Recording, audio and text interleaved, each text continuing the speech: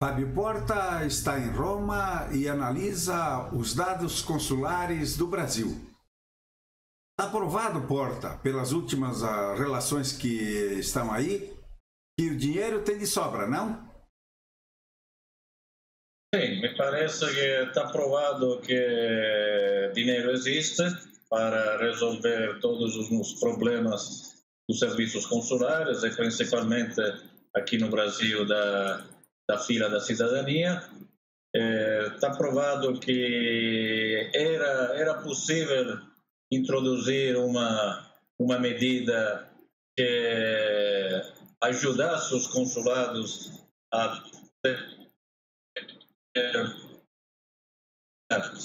você lembra, Perón, a motivação principal para que a fila não andasse. E, infelizmente, está provado também que sem uma forte determinação política do governo e, consequentemente, das embaixadas e dos consulados, e também do parlamento, ou seja, de que no parlamento deveria ter o papel de legislar, mas também de fiscalizar. Sem isso, os recursos não são utilizados para a finalidade devida. Ou seja, nós conseguimos fazer o mais importante, que era alocar recursos para resolver o problema, mas está faltando a solução dos problemas, apesar de alguns casos, o que aconteceu até o ano passado em Porto Alegre, depois tem alguns dados nesse sentido. O que está fazendo notícia destes dias, o Consulado de São Paulo, que está com uma grandíssima atividade propulsionada pelo cônsul de eliminar em pouco tempo a fila, mas isso é deixado mais à boa vontade de um cônsul ou do outro, e não há uma determinação do governo e do parlamento. Isso que está faltando neste momento.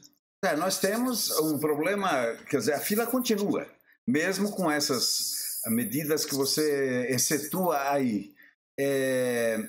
O que há de fato atrás disso, Porta? Má vontade? Parece que a disparidade, inclusive, de números com o Brasil, Argentina, parece que as coisas não estão casando como deviam. Não estão casando como deviam. Vou te fazer um exemplo, não? Depois vamos chegar na Argentina, no Brasil, porque tem um dado que me chamou muito a atenção e que está me preocupando muito, não? Mas vamos falar de um exemplo que o leitor da ICM conhece bem, porque a revista é muito lida no sul do país. No 2018 foi o primeiro ano de utilização, dizemos assim, da taxa da cidadania. Ou seja, os consulados começaram a receber este valor. No 2018, no Brasil, foram 1.855.000 euros, então pode facilmente transformar em real. Neste ano, somente o consulado de Porto Alegre, 2018, fez 6.540 cidadanias. O primeiro consulado do Brasil, em valor absolutos. E quero destacar também uma coisa interessante e importante também pela política italiana. Neste ano, o consulado de Porto Alegre gerou praticamente um valor ativo de 1.200.000 euros. Ou seja, estes 6.540 cidadanias, 300 euros para cada cidadania, geraram uma superávit. Ou seja, que quero dizer? Que se você pega quanto custa o consulado de Porto Alegre para a Itália, o salário do cônsul, as despesas da estrutura, a contratação dos funcionários, e você coloca também num orçamento geral, não somente as despesas, mas também o que está entrando naquele consulado, e neste caso muito entrou por causa da cidadania. O consulado de Porto Alegre está ganhando mais do que está recebendo pela Itália, ou seja, está gerando um superávit, se fosse uma empresa, tanto pelo Estado italiano, porque 70% do valor vai para a Itália, quanto pelo próprio consulado. No 2019, uma comparação muito simples, Porto Alegre praticamente passa de 6.540 cidadania a 3.295, ou seja, metade. E não é que a fila sumiu, a fila continua, porque os números ainda são grandes. Se tivesse continuado aquele ritmo do cônsul Niccolo Chi-Pinti, de 6.540, talvez a fila em poucos anos era eliminada. O que aconteceu, finalizando Porto Alegre? Com mais recursos, porque 2018 gerou um volume de recursos maior para o 2019, para a mesma estrutura de Porto Alegre, foram feitas menos cidadania. Ou seja, o valor é importante, os recursos são importantes, a taxa, o fundo da cidadania é importantíssimo. O mesmo Niccolo Chi-Pinti sempre falou que sem este valor não é possível resolver nenhum dos nossos problemas. Mas não é suficiente, porque mudou o cônsul naquele caso, mudou também o governo lá na Itália, então aconteceu alguma coisa, mudaram também os nossos representantes no parlamento, aconteceu alguma coisa que gerou um problema. E aí vamos chegar também, se você quiser, numa comparação Brasil-Argentina, que me parece muito interessante. A Argentina, como sempre, está produzindo mais eleitores. Olha, eu nunca pensei que a questão fosse um problema de eleitores. É claro que, olhando para alguns dados, algumas perguntas na minha cabeça aparecem. Vamos fazer também a mesma comparação, 2018-2019. 2018, no Brasil, foram feitas 20.613 cidadanias. Na Argentina, no mesmo ano, 2018, 15.102 cidadanias. 5.000 a menos que o Brasil. Quero destacar também que este 20.000 cidadania do Brasil do 2018 geraram 1.855.000 euros, enquanto as 15.000 cidadanias feitas na Argentina geraram, para os consulados sempre da Argentina, neste caso, 1.359.000 euros. Agora, presta atenção, Peron, porque nós temos agora mais de 1.800.000 euros para os consulados do Brasil a ser utilizado no 2019, um valor muito menor, 1.359.000, para ser exato, na Argentina, sempre para ser utilizados no ano seguinte. Então, qual é a expectativa minha ou sua como cidadão?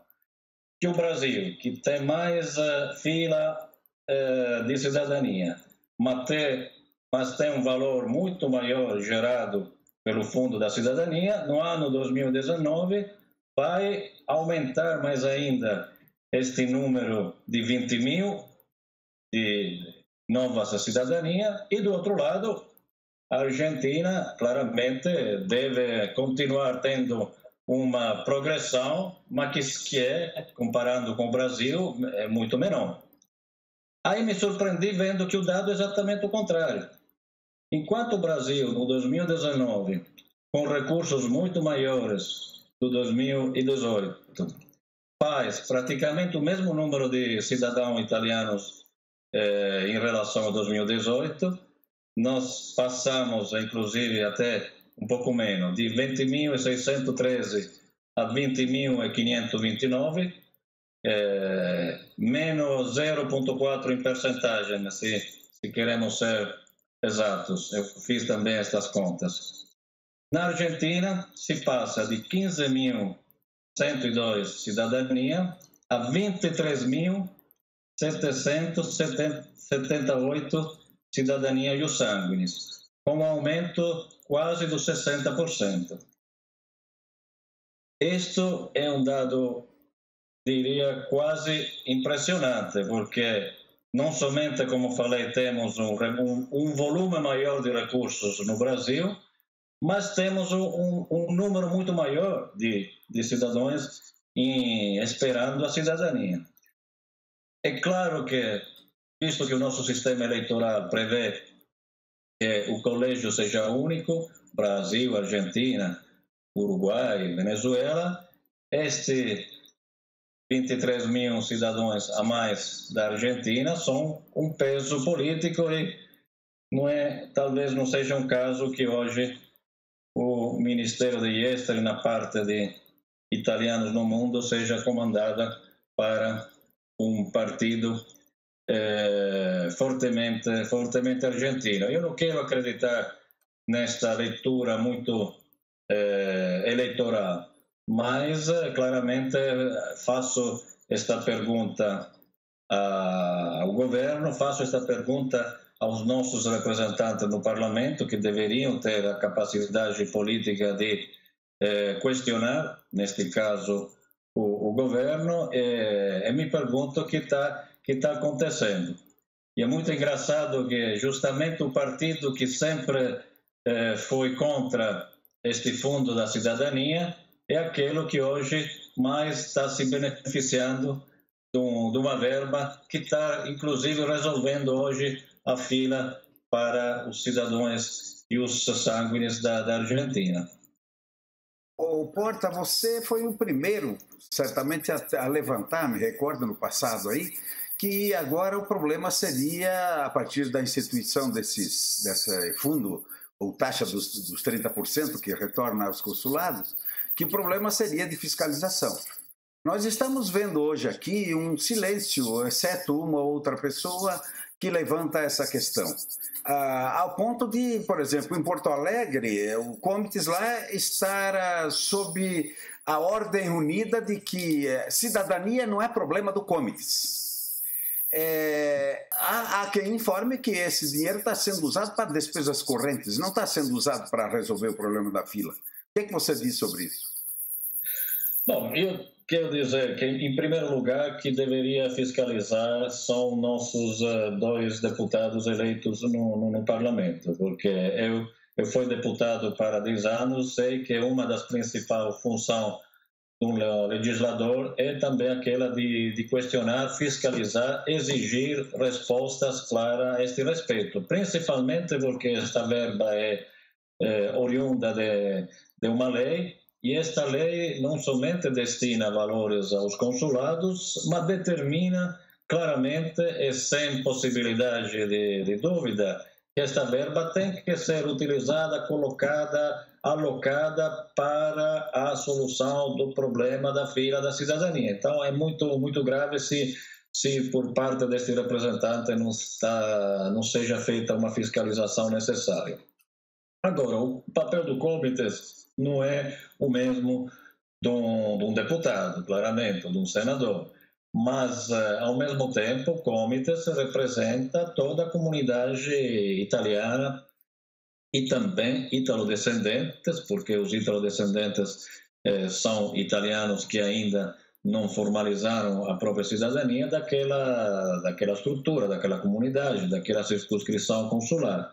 Então, eu acho justo que um comitê possa perguntar ao próprio cônsul quanto receberam e são valores, como você está vendo, Peron, que não são segredos, são valores que eu tenho, então penso que o cônsul tem e o comitê tem direito a conhecer, como também tem direito a perguntar como estes valores foram utilizados. Não me parece, e não vejo também porque um cônsul não possa responder com muita clareza a uma pergunta dessa. Só se tem alguma coisa a ser escondida. Como eu falo, eu estou vendo, agora voltei a assumir o comando do patronato Italwheel em São Paulo, tivemos algumas reuniões, uma foi feita outro dia, eu não pude participar porque estava aqui na Itália. Me parece que o cônsul está aplicando e está com a intenção muito forte de aplicar esta verba totalmente para a solução do problema da fila, e os resultados estão chegando. A mesma coisa deveria ser feita, se não está sendo feita, o Comites poderia questionar em Porto Alegre, em Curitiba, em consulados, que até pelos números que eu estava citando, estão mostrando uma falta de vontade ou uma dificuldade objetiva na continuação do trabalho que, como no caso do Porto Alegre, foi começado e depois foi interrompido. Então, era até justo até explicar por quê. Por que, senhor cônsul de Porto Alegre, este ano foram feitas metade da cidadania? Diminuiu os recursos, diminuiu o número de funcionários, mudou a maneira de trabalhar a cidadania, ou tem alguma outra questão que nós não estamos conseguindo a entender? Então, eu acho que nós temos um belíssimo sistema de representação, nós italianos no exterior. O Comites, o CGIE, o Parlamento, mas não adianta ter representantes se depois não existe um trabalho sério por parte de todos eles. Eu acho que o consulado, os cônsules, como é na minha experiência, quando tem um Comites, um CGIE ativo, ou quando tem representantes do Parlamento ativos, ele reconhece e ele até é ajudado neste sentido. Infelizmente, nós temos representantes que nem aparecem na festa mais importante da comunidade, que é a festa da República. Esta é a triste verdade. Você fala em... Você me força a perguntar onde é que anda o deputado eleito, inclusive pelo seu partido, o Longo. Sumiu, simplesmente não se vê, não se ouve mais falar no homem. Tem notícia dele, Papa? Eu fico triste, Peron, porque não quero julgar pessoas, menos ainda eu quero julgar colegas ou ex-colegas que estão fazendo um papel de deputado, de senador. Seria muito antipático por minha parte. Posso somente dizer que eu, como cidadão, fico triste em não ler, acompanhar, conhecer nada com relação a estes representantes, inclusive um deputado que eu apoiei, ajudei também a se eleger, que realmente não entendo porque não está desenvolvendo até na comunicação, não com vocês, com a imprensa, com a mídia, o papel de legislador. Realmente não entendo, porque eu posso até ter opiniões diferentes, posso até não compartilhar, concordar com tudo, mesmo que seja eleito no meu partido, que ele pensa, que ele não pensa, mas infelizmente eu acho que aconteceu alguma coisa, porque é mais de um ano que nós não temos notícias e eu também, infelizmente, não tenho muitas informações a respeito da atuação dele.